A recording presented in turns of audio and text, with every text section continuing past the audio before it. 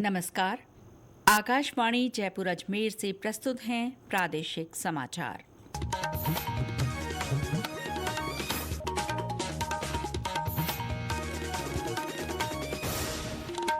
मुख्य समाचार।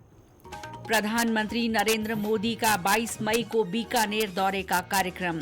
देश भर के 100 से ज्यादा आधुनिक रेलवे स्टेशनों का वर्चुअल उद्घाटन करेंगे। रक्षा मंत्री राजनाथ सिंह ने अंतर्राष्ट्रीय मुद्रा कोष से पाकिस्तान को दी जाने वाली आर्थिक सहायता पर दोबारा विचार करने को कहा। माउंट आबू में कल से ग्रीष्म महोत्सव की शुरुआत। 3 दिन के आयोजन में विभिन्न सांस्कृतिक कार्यक्रम और कई रोचक प्रतियोगिताएं होंगी। और प्रदेश में मई महीने में भी मौसम का मिला जुला मिजाज। कई जगह आंधी बारिश, वहीं कुछ स्थानों पर भीषण गर्मी का प्रकोप। समाचारों के साथ मैं शीला चावला और अब समाचार विस्तार से। प्रधानमंत्री नरेंद्र मोदी का 22 मई को बीकानेर दौरे का कार्यक्रम है। प्रधानमंत्री देश नोक से अमृत भारत स्टेशन योजना के तहत देश भर में तैयार किए गए 100 से अधिक आधुनिक रेलवे स्टेशनों का वर्चुअल माध्यम से लोकार्पण करेंगे। इस दौरान श्री मोदी आम जन को भी संबोधित करेंगे।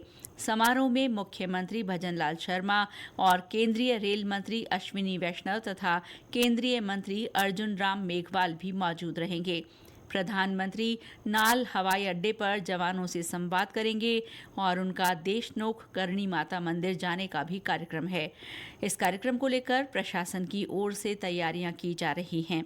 प्रधानमंत्री के दौरे के मद्देनजर मुख्य सचिव सुधांश पंत ने आज जयपुर में बैठक ली।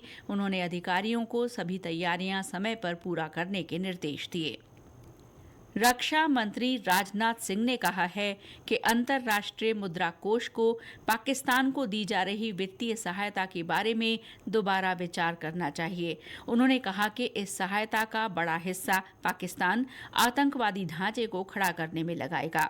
गुजरात के भुज में वायुसेना अड्डे पर सैनिकों को संबोधित करते हुए रक्षा मंत्री ने कहा कि आज के समय में पाकिस्तान को आर्थिक सहायता देने का मतलब आतंकवादी गतिविधियों के लिए पैसा उपलब्ध कराना है। रक्षा मंत्री ने ऑपरेशन सिंदूर में भारतीय वायुसेना की त्वरित और निर्णायक कार्रवाई की सराहना की।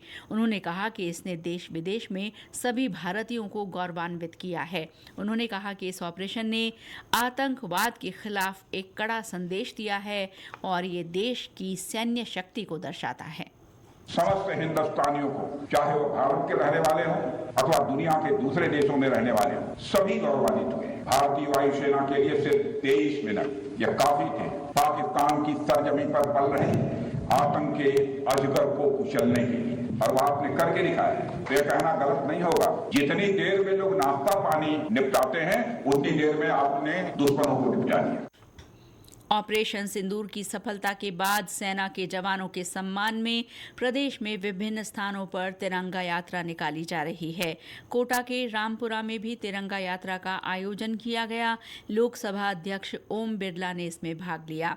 उधर किशनगढ़ स्थित राजस्थान केंद्रीय विश्वविद्यालय में भी ऑपरेशन सिंदूर के समर्थन में तिरंगा रैली निकाली गई। विश्वविद्यालय के कुलपति प्रोफेसर आनंद भालेराव ने कहा कि रैली में विद्यार्थियों, विश्वविद्यालय कार्मिकों के साथ साथ ही आसपास के गांव के लोगों ने भी बढ़ चढ़कर हिस्सा लिया। आकाशवाणी से भी इसी सिलसिले में विशेष कार्यक्रम प्रसारित हो रहे हैं। एक कार्यक्रम में सेवानिवृत्त कर्नल अनिल माथुर ने युवाओं से ऑपरेशन सिंदूर से प्रेरणा लेते हुए देश सेवा को सर्वोपरि रखने की अपील की।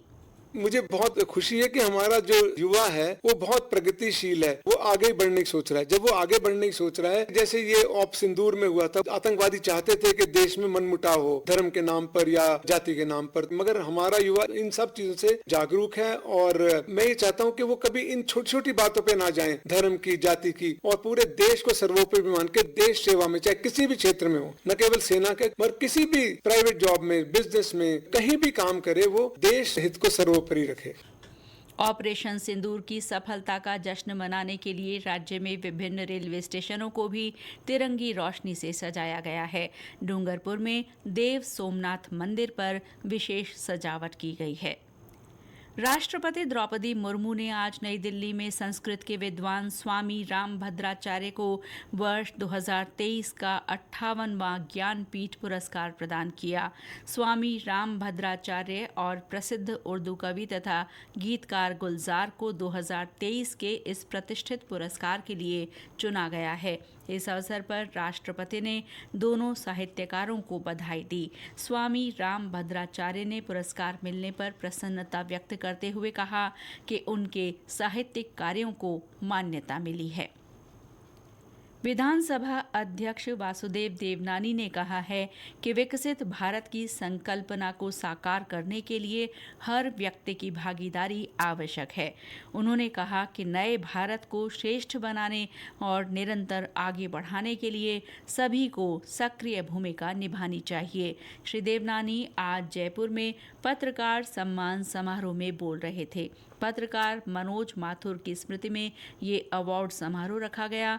प्रिंट श्रेणी में अवधेश आकोदिया, इलेक्ट्रॉनिक में महेश दाधीच और डिजिटल मीडिया श्रेणी में सौरभ भट्ट को सम्मानित किया गया। श्री देवनानी ने कहा कि पत्रकारों की भूमिका लोकतंत्र में महत्वपूर्ण होती है। उन्होंने पत्रकारों से देशभक्ति की भावना जगाने और सकारात्मक वातावरण बनाने का आग्रह किया।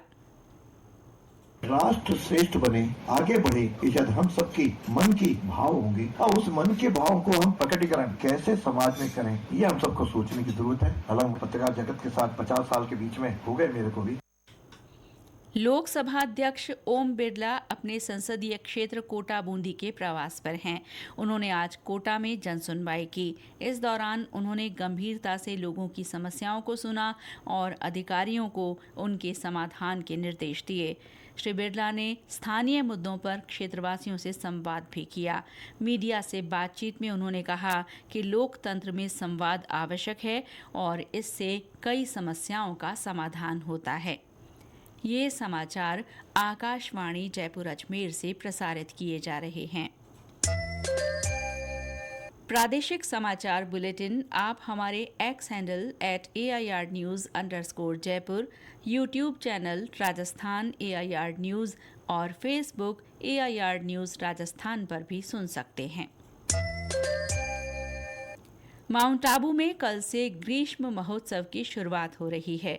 3 दिन के इस उत्सव में राजस्थानी संस्कृति, बहुरंगी परंपराओं के साथ कई रोचक प्रतियोगिताएं देखने को मिलेंगी।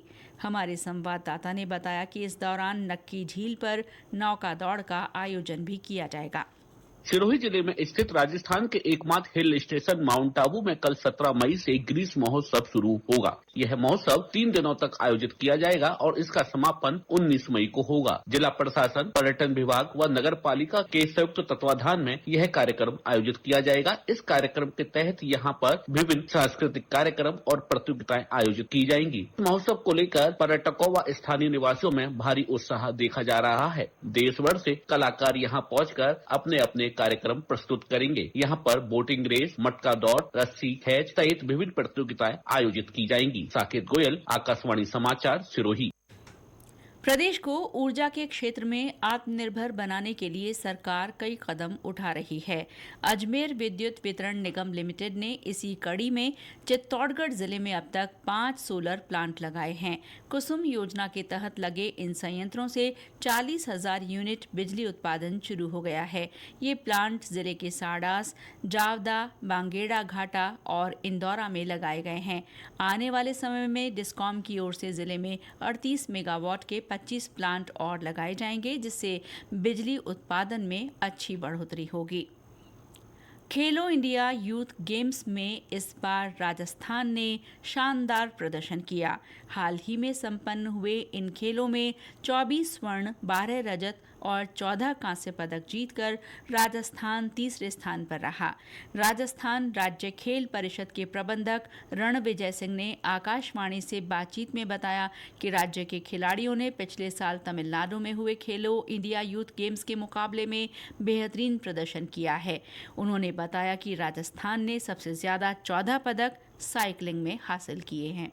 इस बार के यूथ गेम्स जो बिहार में आयोजित हुए थे उसके अंदर हमारे टीम ने बहुत अच्छा परफॉर्म किया है। पूरे देश में राजस्थान का 3रा स्थान आया है। ये मेडल्स आने के पीछे एक तो हमारा जो कोचिंग का जो सिस्टम है वो थोड़ा बेहतर हुआ है। इंफ्रास्ट्रक्चर खूब अच्छा हो रहा है हमारे यहाँ पे। यहाँ के जो बच्चे हैं वो कंटिन्यू राष्ट्रीय प्रतियोगिता में अच्छा प्रदर्शन कर रहे हैं। राज्य सरकार ने विभिन्न प्रकार की योजनाएं अभी लागू की हुई है, जिसमें आउट ऑफ टर्न पॉलिसी है, 2% रिजर्वेशन है। जो इंटरनेशनल मेडलिस्ट है उनको कोई प्लॉट या जमीन है रियायती दर पे वो भी दी जा रही है। इसके अलावा हमारे यहाँ पर अनुदान दिया जा रहा है। कुछ ये भी कारण है जिससे हमारी परफॉर्मेंस लगातार बढ़ रही है। और अब मौसम। प्रदेश में आज कई जिलों में लू का असर रहा, वहीं कुछ इलाकों में आज आंधी बारिश की संभावना है। इनमें भीलवाड़ा, बूंदी, कोटा, टोंक, दौसा, अलवर और भरतपुर शामिल हैं। हनुमानगढ़, बीकानेर, श्रीगंगानगर और जोधपुर सहित कई स्थानों पर आज भीषण गर्मी और हीट वेव के प्रकोप से लोग बेहाल रहे। वहीं श्रीगंगानगर में अधिकतम तापमान 45.8 डिग्री सेल्सियस रिकॉर्ड हुआ। इसी तरह बांसवाड़ा और उदयपुर में कई स्थानों पर हल्की बरसात के समाचार हैं। मौसम विभाग ने अगले 2 दिन प्रदेश के 10 जिलों में आंधी और बारिश को लेकर येलो अलर्ट जारी किया है। इनमें कोटा और उदयपुर संभाग के कई जिले शामिल हैं।